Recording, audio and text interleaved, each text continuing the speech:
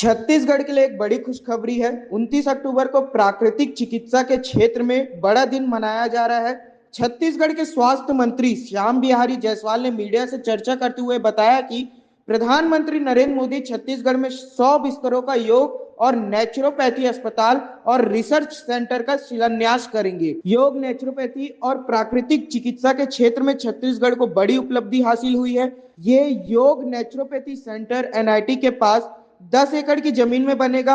आगे उन्होंने कहा कि योग, नेचुरोपैथी और प्राकृतिक चिकित्सा के क्षेत्र में यह छत्तीसगढ़ के लिए बहुत बड़ी उपलब्धि है। देखिए, ये हम सबों के लिए गर्व का विषय है कि महामहिम राष्ट्रपति हमारे राज्य में 2-3 दिन दौरे में बराबर रहेंगी।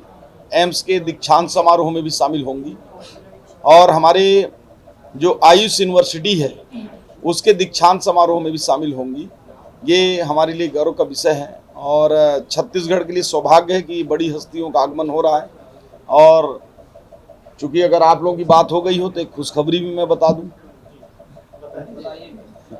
एक बड़ी खुशखबरी है कि 29 तारीख एक छत्तीसगढ़ के लिए बहुत बड़ा चिकित्सा और प्राकृतिक चिकित्सा के क्षेत्र में एक बड़ा दिन बनने जा रहा है। ये 29 तारीख को माननीय प्रधानमंत्री जी छत्तीसगढ़ में 100 बिस्तरों का योग और नेचुरोपैथी हॉस्पिटल का और योग और नेचुरोपैथी रिसर्च सेंटर का वर्चुअल शिलान्यास करेंगे। और इस कड़ी में भारत का ये पहला भी हम कह सकते हैं, क्योंकि 3 राज्यों को ये 100 बेड का हॉस्पिटल और रिसर्च सेंटर मिला हुआ है। इसमें आंध्र प्रदेश, उड़ीसा और छत्तीसगढ़ हैं। तो चूंकि हम अपने राज्य को अग्रणी ही मान चलेंगे, भले तीनों राज्य एक साथ हो रहे हैं, तो ये छत्तीसगढ़ के लिए बहुत बड़ा ये योग, नेचुरोपैथी और प्राकृतिक चिकित्सा के क्षेत्र में माइलस्टोन होगा।